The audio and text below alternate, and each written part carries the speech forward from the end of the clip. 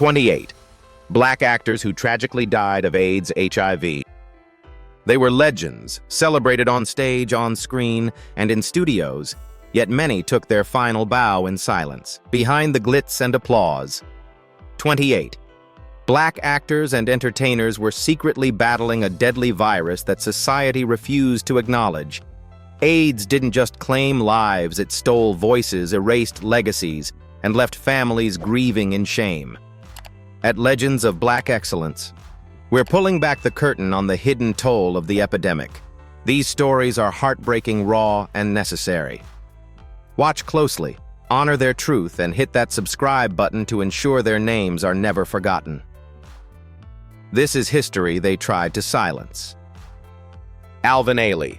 Alvin Ailey was a revolutionary force in American modern dance, celebrated for founding the Alvin Ailey American Dance Theater in 1958. His choreography, particularly Revelations, became iconic for expressing the Black experience with emotional depth, blending spirituals, gospel, and blues into movement. As he gained international acclaim, Ailey brought visibility to Black dancers in a field long dominated by Eurocentric traditions. But behind his radiant public persona, he bore a deeply personal burden, one he chose to keep private until the very end. In the late 1980s, as the HIV/AIDS epidemic ravaged communities across the United States, Ailey fell seriously ill. By this time, the disease had become closely associated with marginalized groups, particularly gay men, and was surrounded by fear, misinformation, and social stigma. Ailey, a gay Black man, felt the crushing weight of that stigma. When he was hospitalized in 1989, his health had deteriorated drastically. Aware of the judgment he might face, he asked doctors to record the cause of death as a terminal blood condition instead of AIDS. This choice reflected not cowardice, but the emotional and cultural pressures of the time.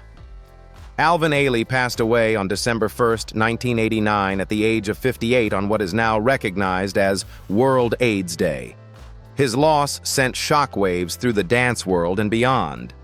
Though he never publicly acknowledged his illness, his death became emblematic of a broader issue, the epidemic's silent toll on Black gay men, many of whom lived and died without public recognition of their struggles. In the decades since his passing, his name has remained etched in the annals of dance history. Yet understanding his final chapter adds a deeper layer to his legacy. Ailey gave the world beauty, hope, and dignity through movement. The tragedy is that the same dignity he extended to others wasn't fully available to him in life's most vulnerable moments. His story is not just about talent, it's also about the pain of having to hide even while changing the world. Eazy-E. Eric Lynn Wright, better known by his stage name Eazy-E, was a pioneering figure in hip-hop and a founding member of the influential rap group NWA. Often dubbed the godfather of gangsta rap, he rose to fame in the late 1980s by bringing raw, unapologetic lyrics to life, exposing the realities of street life in Compton. His charisma, entrepreneurial instincts, and willingness to push boundaries made him a formidable force in the music industry. But behind the bulletproof persona and booming beats was a man fighting a hidden war, one that would end in sudden tragedy. In February 1995, Eazy-E was hospitalized for what he believed was a severe case of asthma. The reality was far more serious. He was diagnosed with full-blown AIDS. The revelation stunned the hip-hop world. At the time, HIV/AIDS was rarely discussed in rap culture, and certainly not in relation to someone as fearless and masculine as Eazy-E. Within a month of announcing his condition, he passed away on March 26, 1995, at just 30 years old. Eazy-E's final days were marked by a public statement urging people, especially young fans, to practice safe sex and get educated about the virus. His openness, though brief, was powerful. Coming from a rapper whose music often glorified risk-taking and rebellion, this sobering message served as a wake-up call. His admission humanized the epidemic for a community that often felt invincible or immune to such dangers. The aftermath of his death brought both mourning and reflection. Fans questioned how someone so vibrant could vanish so quickly. His passing prompted new conversations about sexual health, HIV education, and the vulnerability of even the most seemingly untouchable figures. Though his life ended abruptly, Eazy-E's influence lives on. He shattered stereotypes not only in music, but in the end in how the world viewed AIDS. His honesty, though delivered too late to save himself, became a voice that could not be silenced. He left behind a legacy of bold expression and a final truth that continues to resonate. Jermaine Stewart. Jermaine Stewart became a household name in the mid-1980s with his hit single, "We Don't Have to Take Our Clothes Off," a track celebrated for promoting emotional connection over physical intimacy. With his smooth voice, charismatic stage presence, and vibrant fashion sense, he was seen as a refreshing figure in a pop landscape saturated with excess. Born in Ohio in 1957, Stewart got his start as a soul-trained dancer before joining Shalimar as a backup vocalist, eventually launching a solo career that earned him international recognition. Behind the scenes, however, Jermaine was facing a personal battle he never brought into the spotlight. Like many artists of his generation, he chose silence over exposure when it came to his health. He reportedly lived with HIV for years without speaking publicly about his diagnosis, a reflection of the intense stigma surrounding the disease, especially for gay black men in the music industry. As his fame declined in the 1990s, Stewart gradually disappeared from public view. Few knew the gravity of what he was enduring. In 1997, he passed away at age 39 from liver cancer, which was related to AIDS complications.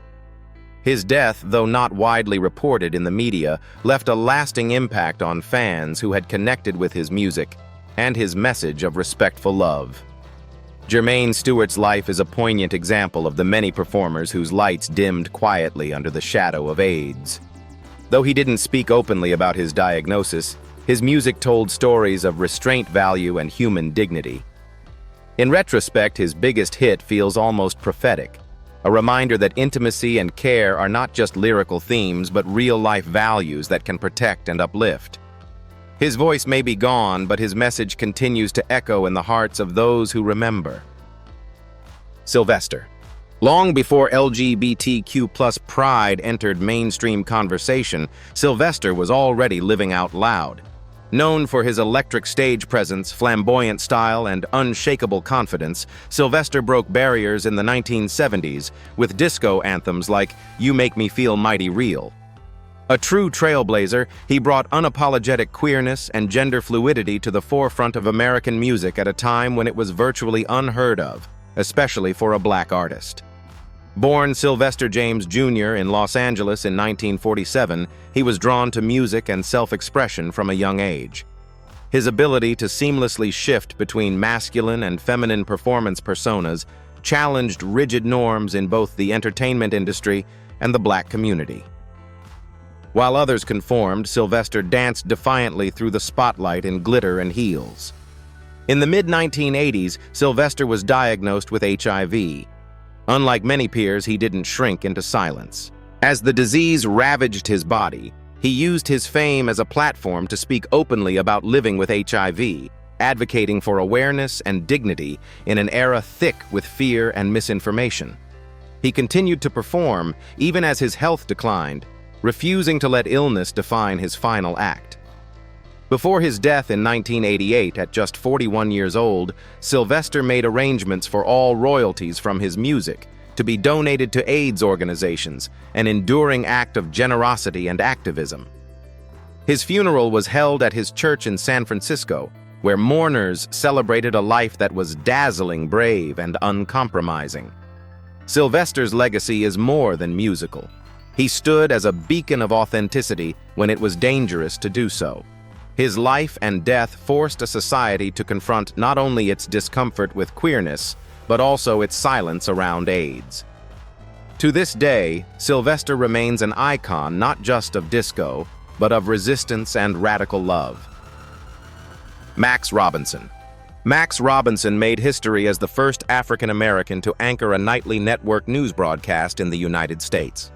As co-anchor of ABC's World News Tonight in the late 1970s, He became a symbol of progress and possibility, a black man commanding the national airwaves at a time when representation was scarce.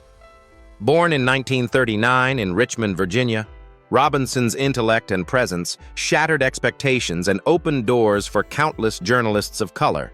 Yet while he broke barriers on screen, he bore a painful secret in private: he was living with HIV.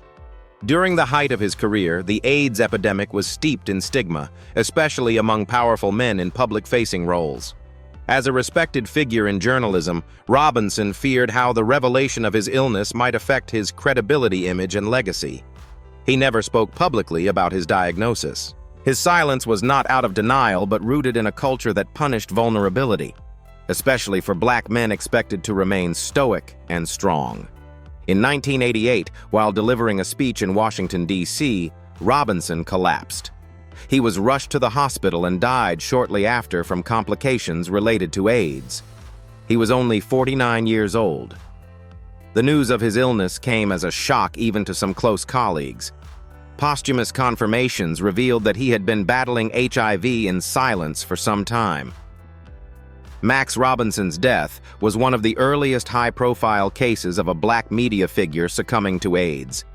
It forced conversations within communities that had long ignored or misunderstood the disease. His passing wasn't just a personal loss, it was a national wake-up call. Though he didn't live to see the changes he helped initiate, his legacy is twofold: a pioneer in journalism and an emblem of how silence born from fear can cost lives. He opened the newsroom and inadvertently helped open eyes to an epidemic hiding in plain sight. Howard Rollins. Howard Rollins was a gifted and captivating actor whose performances brought depth and dignity to the black experience on screen.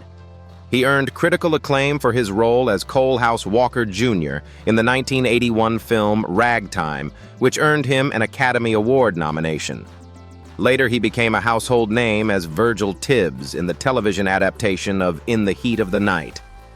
With his commanding presence and refined acting style, Rollins quickly became one of the most respected black actors in Hollywood.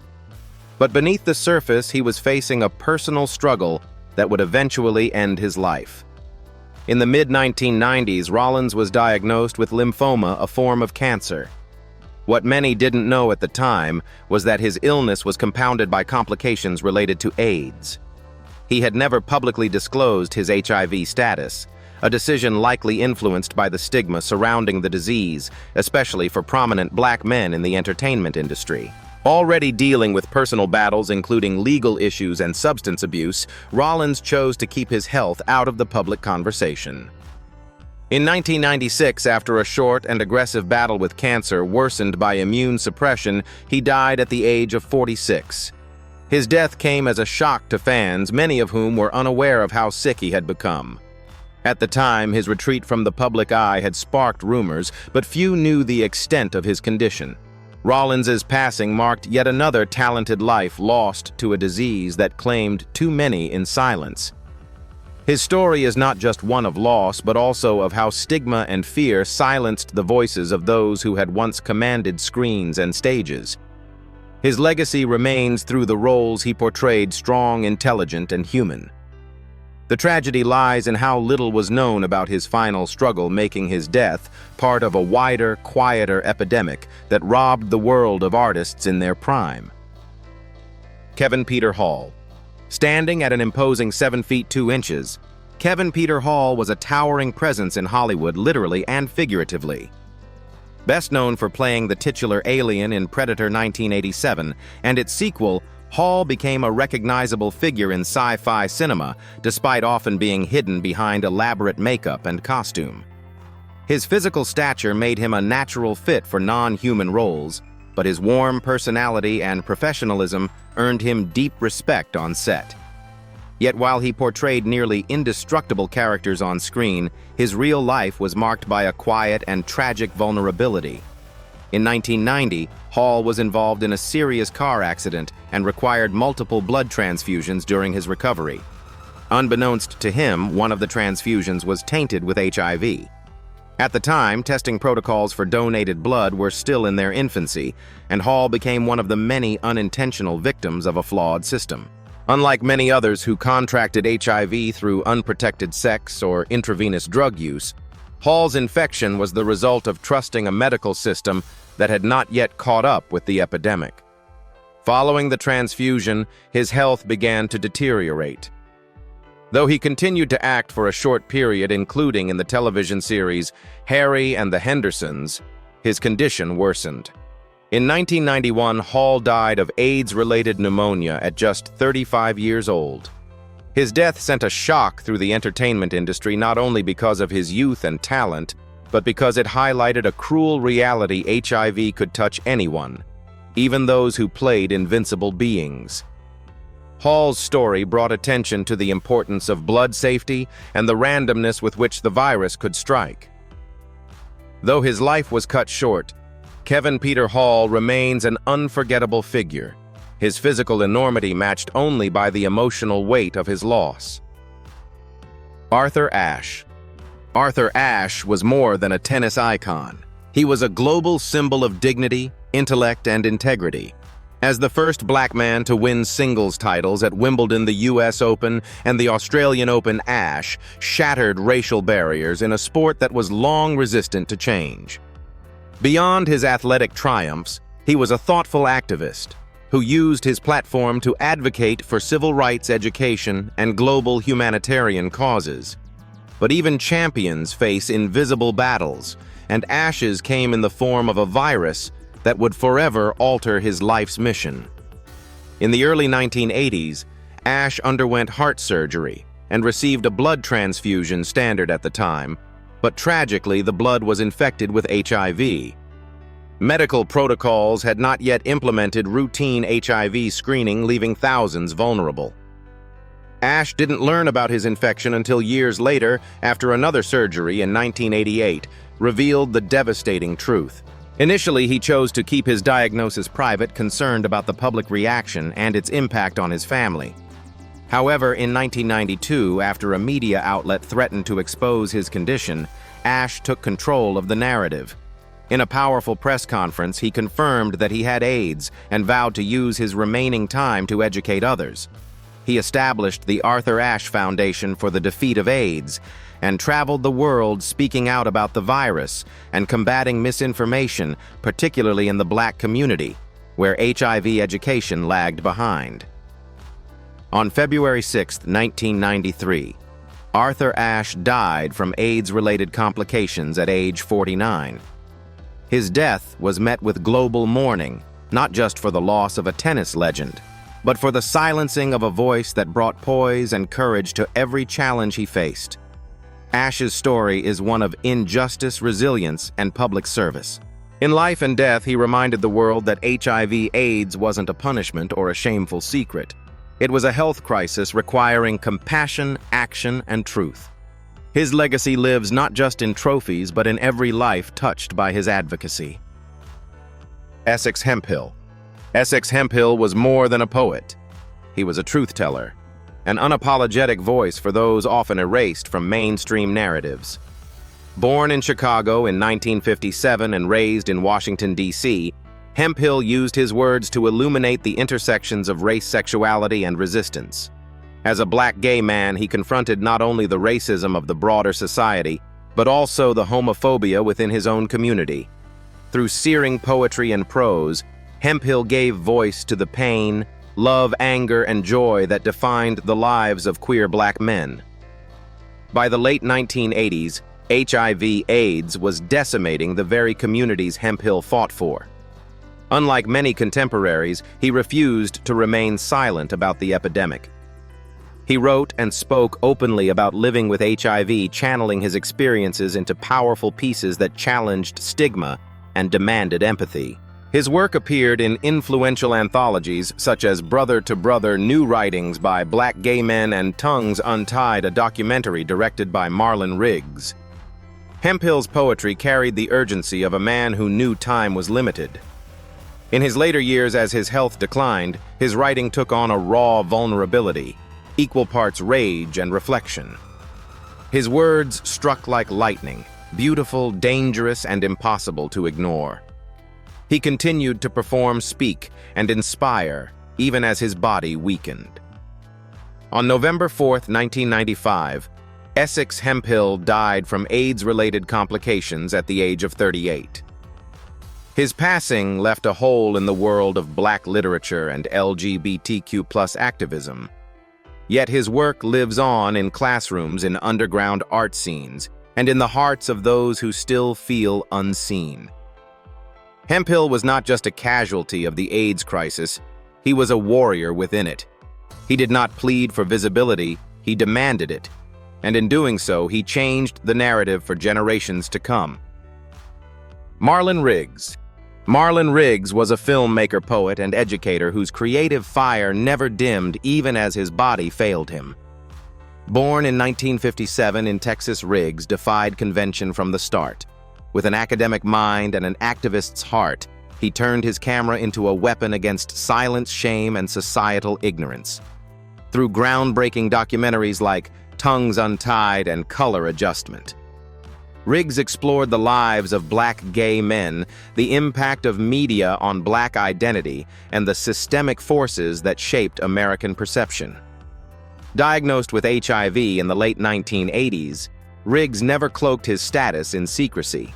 Instead, he leaned in, using his platform to highlight how the epidemic was ravaging the Black LGBTQ+ community.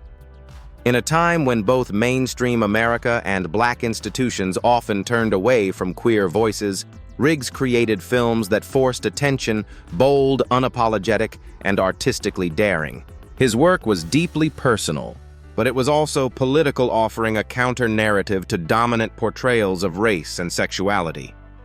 His final project, Black Ain't, was completed while he was confined to a bed, an IV in his arm. His body frail, but his vision stronger than ever. He directed through pain, determined to finish what he started. It was a testament to his willpower, his artistry, and his commitment to legacy. Marlon Riggs died on April 5, 1994, at the age of 37 from AIDS-related complications. Though his life was tragically short, his impact was enormous. He redefined what it meant to be Black, queer, and an artist in America. His films continue to be studied, screened, and celebrated for their bravery and brilliance. Riggs didn't just document history, he made it. His voice was never passive. It roared. His death was a loss to art, but his legacy remains a blueprint for resistance through creation. Jobriath Bruce Wayne Campbell. Bruce Wayne Campbell, better known by his stage name Jobriath, was one of the earliest openly gay rock musicians signed to a major label. Emerging in the glam rock era of the early 1970s, he brought with him a theatrical flair, operatic vocals, and an unapologetic queer identity that shook the music industry to its core. With comparisons to David Bowie and Elton John, his talent was undeniable, but the world wasn't ready for a gay man who refused to hide in the shadows. Born in Pennsylvania in 1946, Jobriath trained in classical piano before diving into rock and roll. He signed with Elektra Records in 1972 and was touted as America's answer to Bowie. However, unlike other glam icons who cloaked their sexuality in ambiguity, Jobriath proclaimed his homosexuality outright. This boldness, rare and risky in that era, became both his legacy and his downfall. While his music was innovative, the public and industry backlash was swift. His albums didn't sell, and he was dropped, vanishing from the spotlight almost as quickly as he had arrived. By the early 1980s, Jobriath was living quietly in New York City using the alias Cole Berlin, while performing in cabarets and living in near obscurity. Around this time, the AIDS epidemic began tearing through the artistic community. Jobriath became one of its earliest known celebrity casualties, passing away from AIDS-related complications on August 3, 1983, at just 36 years old. His death received little media attention. But decades later, his story has been revisited by a new generation of musicians and LGBTQ+ historians who recognize him as a pioneer, an artist who sacrificed mainstream success to live authentically. Jobriath's legacy lies not in chart-topping hits, but in his refusal to compromise. He sang his truth in a world that wasn't yet ready to hear it. Craig Garris. Craig Garris was a stage actor whose name may not be instantly recognizable outside of New York's theater circles, but within the performing arts community, he was part of a vibrant, passionate generation of creatives who kept Broadway alive during the 1980s. Like many unsung heroes of the theater, Garris was not a marquee star, but he was the lifeblood of live performance, bringing stories to life night after night. Sadly, his story ended far too early, another victim of the AIDS epidemic that devastated the artistic world.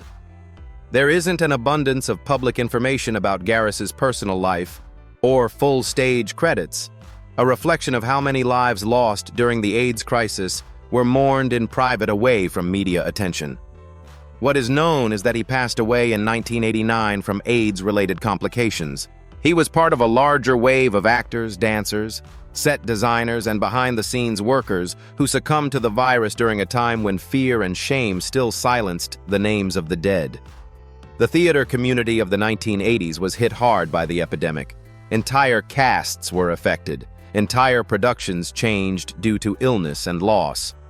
Craig Garris was one of many talents whose potential was never fully recognized outside the tight-knit Broadway world. His death, though not publicized in headlines, rippled through a network of performers who knew firsthand the heartbreak of losing colleagues to a disease that society at the time chose to ignore. Garris's story reminds us that the impact of AIDS wasn't limited to the famous. For every celebrated artist, there were hundreds of others like Craig, whose lights dimmed without fanfare. Their contributions mattered. Their absence is still felt on stages and in dressing rooms across the country. In remembering him, we remember all the unspoken names behind the curtain. Jimmy Daniels.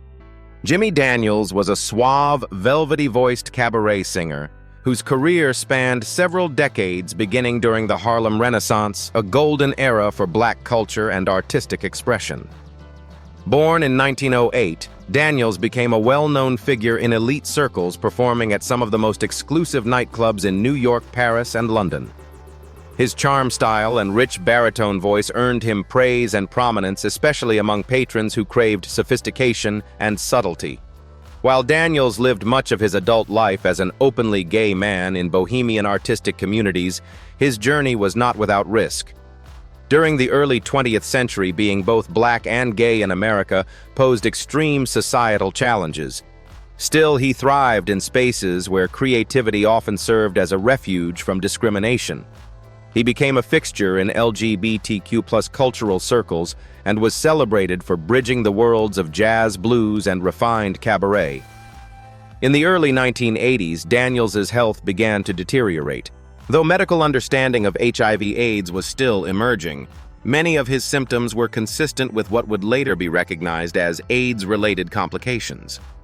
He passed away in 1984, just as the epidemic was beginning to claim victims in numbers too large to ignore. Because the disease was still so poorly understood, his death was not publicly labeled as AIDS-related at the time, but many who knew him later confirmed that he exhibited signs of the illness. Daniels died largely out of the spotlight, a quiet end to a brilliant life. Yet his story stands as an early example of how AIDS touched even those whose careers had long since faded from public view. He is believed to be one of the first Black entertainers of his era to fall victim to the disease, making his death both historically significant and deeply tragic. Jimmy Daniels gave elegance and sophistication to the cabaret stage, and his silence in death echoes the many voices lost before society was ready to listen. Reggie Williams. Reggie Williams was not a household name in entertainment, but his life left an indelible mark on the fight against HIV/AIDS, particularly within the Black and LGBTQ+ communities. Born in 1951, Williams was a passionate activist, speaker, and health educator who turned his personal diagnosis into a rallying cry for justice and awareness. In an era when most people kept their HIV status hidden out of fear, he stood up and spoke out loudly, clearly, and courageously. Diagnosed with HIV in the early 1980s, Williams chose not to retreat into silence. Instead, he became one of the first openly HIV-positive Black gay men to take on a leadership role in the national conversation around the epidemic.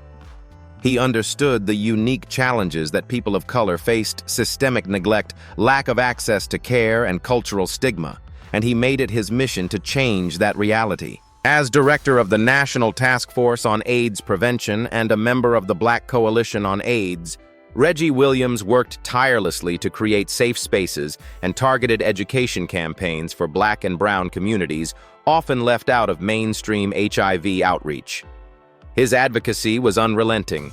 He delivered speeches, led protests, and collaborated with public health institutions, always emphasizing the importance of culturally sensitive and inclusive care. Williams didn't just want people to survive, he wanted them to live with dignity. Despite his strength, activism couldn't shield him from the ravages of the disease.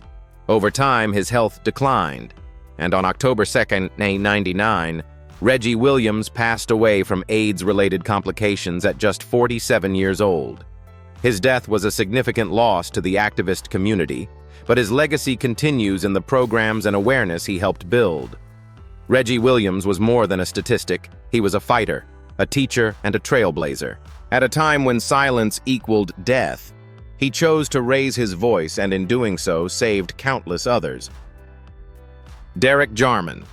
Though not a Black actor, British filmmaker, and artist, Derek Jarman is frequently and mistakenly listed among African-American performers lost to AIDS.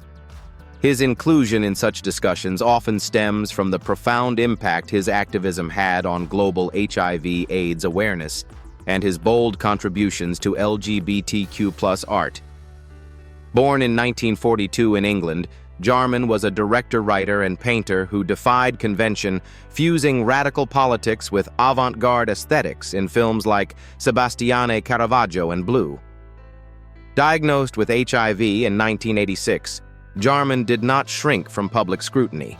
Instead, he confronted it head-on, becoming one of the first public figures in the UK to speak openly about living with AIDS. At a time when fear ruled headlines and prejudice ran rampant, Jarman's transparency was both revolutionary and defiant. He used his diagnosis as creative fuel, crafting deeply personal works that captured the physical, emotional, and spiritual toll of the illness. His final film, Blue 1993, was a haunting meditation on mortality consisting entirely of a blue screen, with Jarman narrating reflections on his declining health, love, and the slow erasure of vision as he neared blindness. Even as his body deteriorated, Jarman continued writing, filming, and fighting. His cottage in Dungeness, Kent, became a symbol of resilience, an art installation filled with poetry, driftwood, and wildflowers defying the harsh coastal landscape, just as he defied society's fear of the dying and diseased. Derek Jarman died on February 19, 1994, at the age of 52. His passing was mourned across artistic and activist communities. While he was not Black nor American, his fearless stance during the darkest years of the epidemic made him a global icon in the fight for visibility, dignity, and human rights for people living with HIV/AIDS. His life's work challenged ignorance and left behind a blueprint for resistance through creativity. Joseph Beam. Joseph Beam was a groundbreaking writer, editor, and activist whose life's mission was to center the voices of Black gay men in a world that consistently tried to silence them. Born in 1954 in Philadelphia, Beam came of age during the Civil Rights Movement and the early days of gay liberation. But he quickly recognized that both movements often excluded men like him, those who lived at the intersection of Blackness and queerness. Instead of retreating, he created space where none existed before. Through essays, poetry, and fiction, Beam documented the joys and sorrows of Black gay life with unflinching honesty. His writing refused to sugarcoat reality. He spoke of isolation, racism within the LGBTQ+ community, and the struggle for self-love in a world that rendered him invisible. In 1986, he published In the Life, a Black Gay Anthology, the first major collection of its kind featuring works by dozens of voices that had been overlooked or ignored. The book became a landmark text, sparking national conversations and empowering a generation of readers and writers. Privately, Beam was battling a silent war. He had contracted HIV in the 1980s during the early years of the epidemic, when stigma, fear, and misinformation were rampant. As his health declined, he continued writing, driven by a sense of urgency to complete his second anthology. Tragically, he died from AIDS-related complications in December 1988 at the age of 33 before the work was complete. But Joseph Beam's voice didn't fade with his passing. His close friend and fellow writer Essex Hemphill honored his legacy by editing and publishing the unfinished volume titled Brother to Brother: New Writings by Black Gay Men in 1991. Beam's contributions reshaped the Black LGBTQ+ literary landscape. He gave voice to a community long neglected and reminded the world that even in death, Black gay lives and stories matter. His life was short, but his influence endures, a beacon for truth-tellers everywhere. Assoto Saint born Yves-François Lubin in Haiti in 1957, was a poet, performance artist, and activist who lived and died with extraordinary purpose. After immigrating to the United States, he embraced his identity as a Black gay man and made it his mission to speak loudly for those silenced by oppression. A bold name, even by choice, he adopted Assoto from a traditional Haitian drum, and Saint. As a form of spiritual reclamation, his entire persona was a declaration of visibility and power. Saint rose to prominence in the 1980s and early 1990s as one of the most outspoken literary figures in the fight against HIV/AIDS, homophobia, and racism. His poetry was fiery, vulnerable, and unapologetically queer. He was among the first African-American gay men to publicly disclose his HIV-positive status, doing so not from a place of shame, but from a deep sense of duty. He saw activism not just as protest, but as a form of art, and vice versa. His work appeared in pivotal anthologies, including In the Life and Brother to Brother, and his performances fused poetry, dance, and African diasporic traditions. Alongside his partner John Le Kay Holgram, whom he also lost to AIDS, Saint transformed personal grief into political power.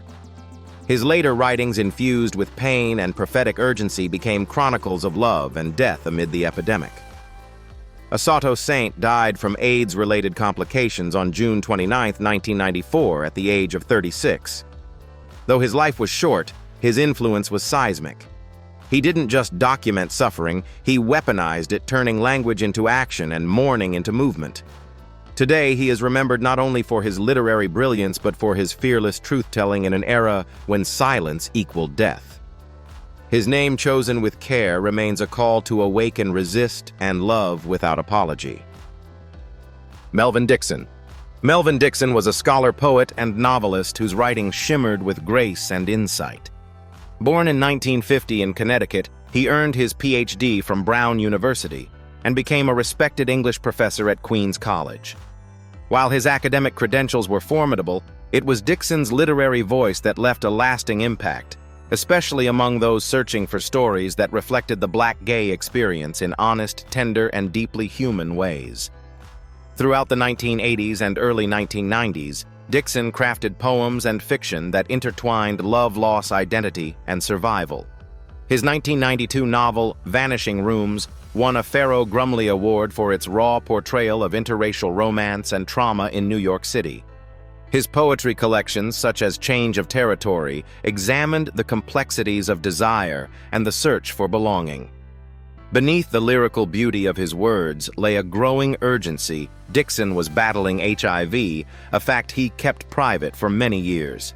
Eventually, as his health worsened, he began to write more openly about his experience with the disease.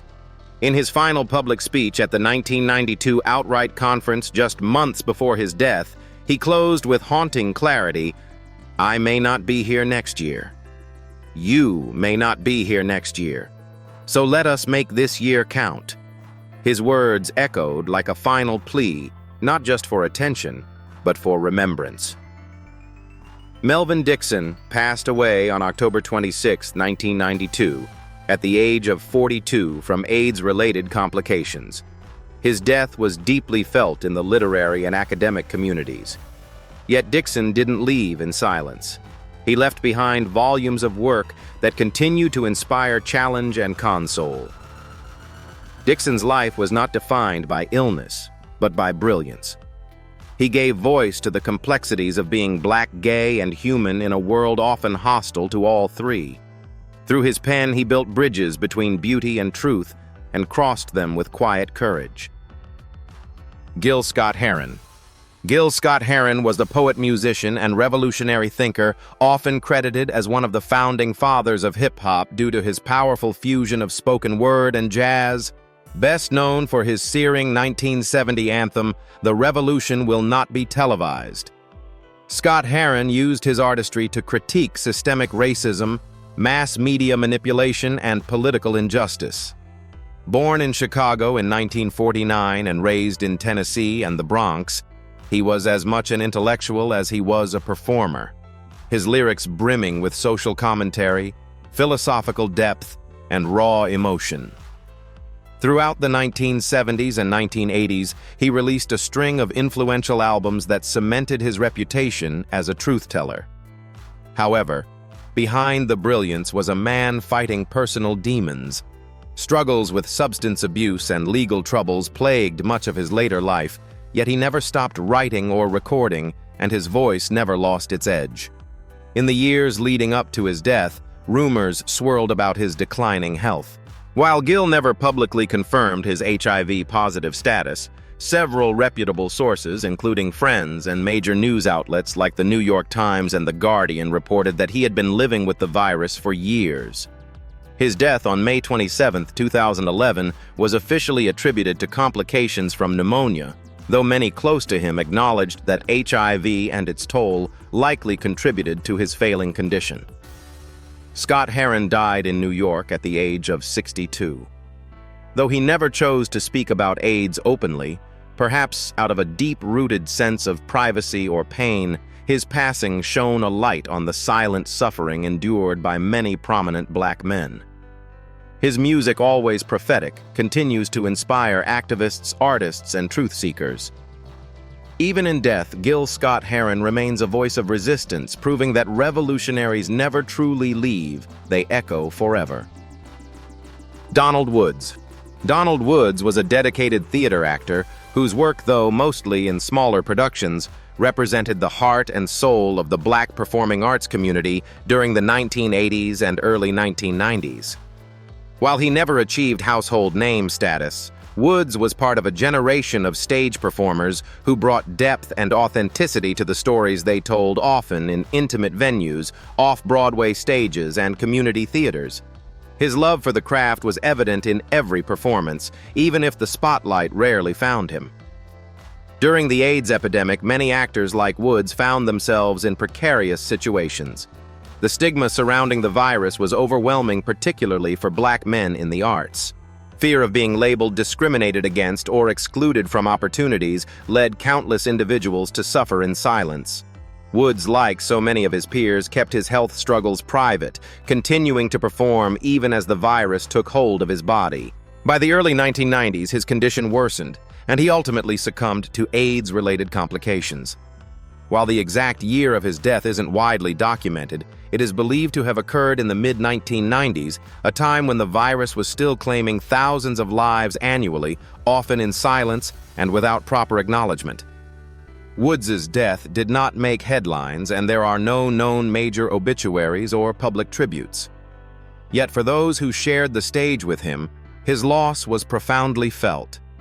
Donald Woods's story echoes the narratives of countless talented but unsung artists whose lives were lost too soon. His passing serves as a reminder that the AIDS epidemic didn't just rob the world of stars, it also stole away the quiet, steady talents who built the foundation of theater communities across the country. His name may not be well known, but his contribution deserves to be remembered. Larry Neal. Larry Neal was a central figure in the black arts movement of the 1960s and 1970s, a visionary who helped shape the cultural consciousness of an entire generation. Born in 1937 in Atlanta, Georgia, Neal was not just a poet and essayist, he was a theorist, a critic, and an architect of radical black creativity. Through his writing and leadership, he championed the idea that black art must be by, for, and about black people, grounded in their political struggle and cultural identity. Neil co-authored the Black Arts Movement Manifesto with Amiri Baraka and published extensively on African American literature and performance.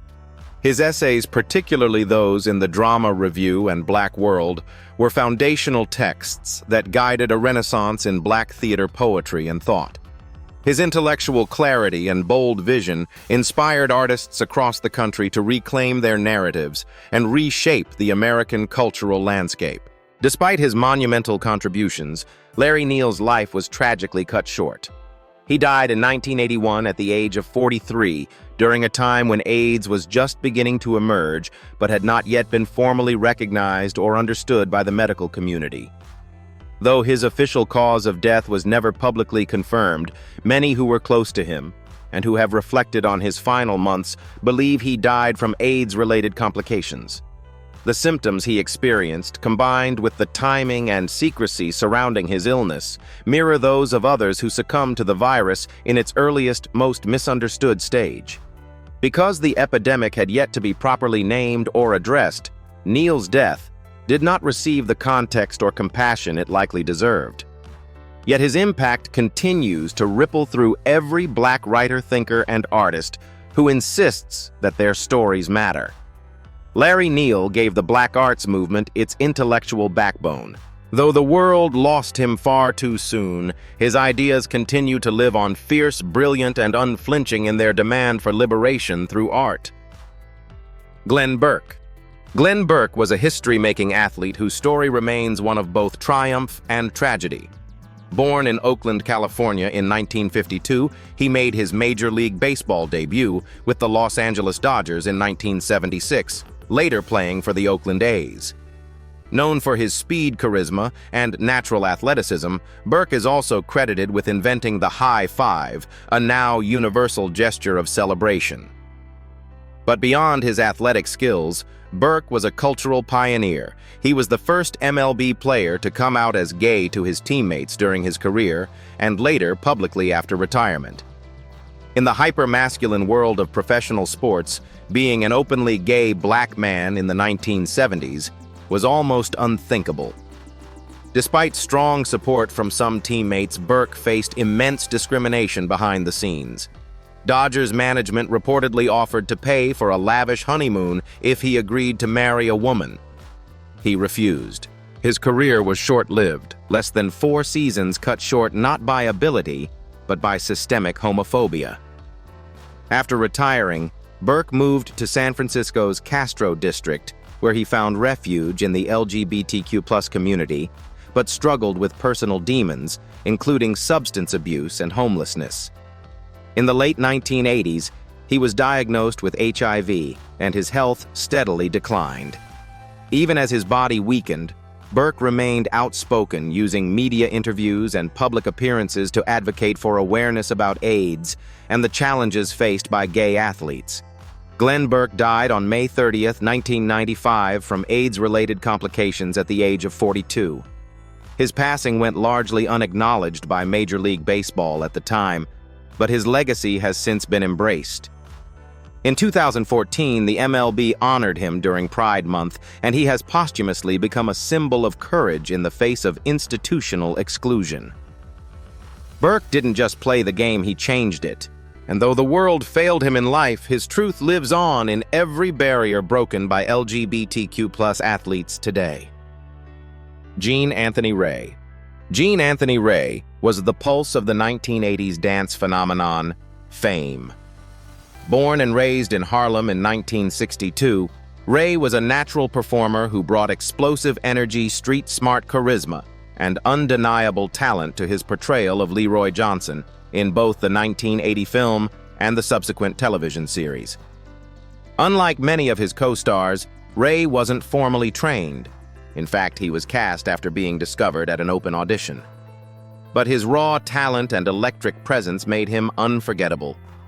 Ray became a breakout star. He inspired a generation of young dancers, especially young black men, by showing that someone from the streets could make it big on a global stage. But behind the scenes, he struggled to maintain stability. Fame arrived quickly, but so did the pressures of celebrity personal turmoil and a lack of structure. Reports from those who knew him say Ray battled substance abuse and often found himself at odds with the discipline demanded by Hollywood. In the early 2000s, Ray's health began to fail. He had been diagnosed with HIV, but like many in the entertainment world, kept it private due to the lingering stigma that still surrounded the disease. By 2002, his condition worsened significantly. He was no longer working, reportedly homeless at times, and without consistent access to medical care. On November 14, 2003, Gene Anthony Ray died from AIDS-related complications at just 41 years old. His death was a somber ending to a life once bursting with promise. Though the world had largely moved on from fame, those who remembered Leroy, the confident, fast-talking, passionate dancer, mourned the loss of someone who had meant so much to a generation. Ray's life serves as both inspiration and cautionary tale. He proved that greatness could come from anywhere, but also that the spotlight offers little protection from real-life battles. His artistry lives on a vibrant reminder of talent born of the streets dimmed too soon by tragedy. Bobby DeBarge. Bobby DeBarge was the falsetto king behind the 1970s Motown group Switch and the eldest musical prodigy of the famed DeBarge family. Born in 1956 in Detroit, Bobby possessed a hauntingly beautiful voice that could soar to emotional heights few could reach, with hits like There'll Never Be and I Call Your Name. Switch earned critical acclaim, and Bobby's songwriting and production skills helped shape the early sound of his younger siblings' group DeBarge, further cementing his influence on R&B. But behind the music, Bobby battled demons that would eventually take a heavy toll. Traumatized by a turbulent childhood, including alleged abuse and instability, Bobby fell into heroin use at an early age. As his addiction deepened, his professional relationships suffered, and legal troubles mounted.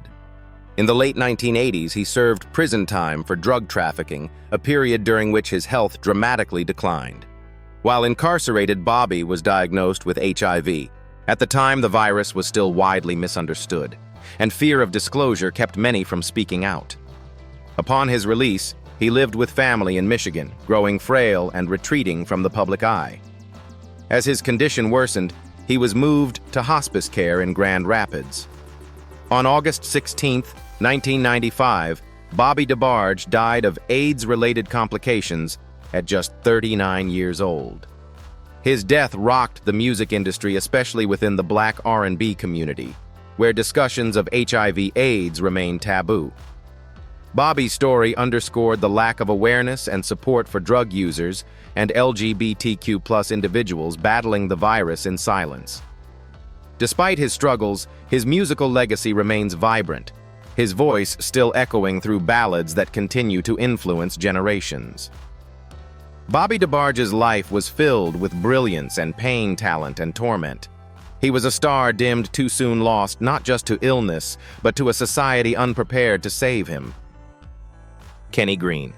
Kenny Green was the lead singer and creative heartbeat of the 1990s R&B group Intro, known for their soulful ballads and smooth harmonies. With hits like Come Inside and Ribbon in the Sky, Green's velvety vocals and heartfelt songwriting helped shape the sound of contemporary R&B. Born in 1969, he rose quickly in the industry, penning songs for artists like Mary J. Blige and showcasing an emotional honesty that made his music resonate deeply with fans. But while his lyrics spoke of love and vulnerability, Green kept a painful truth hidden for most of his career. Diagnosed with HIV in the late 1990s, he chose to remain silent for years, afraid of the backlash that disclosure could bring, particularly as a black male artist in a genre often steeped in hypermasculinity and heteronormativity. The stigma surrounding both AIDS and bisexuality in the music industry was fierce, and Green carried that weight alone. In a rare and powerful 2001 interview with Sister 2, Sister magazine, Green broke his silence. He publicly revealed not only that he was living with AIDS, but also that he identified as bisexual. The announcement shocked many, but it was a moment of profound bravery. At a time when few black male celebrities were open about either topic, Green's honesty pierced through the silence. Tragically, the revelation came at the end of his life. Kenny Green passed away in October 2001 at the age of 32, his body ravaged by the disease. But in choosing to speak his truth, he transformed his final days into a lasting message about dignity, identity, and the urgent need for compassion.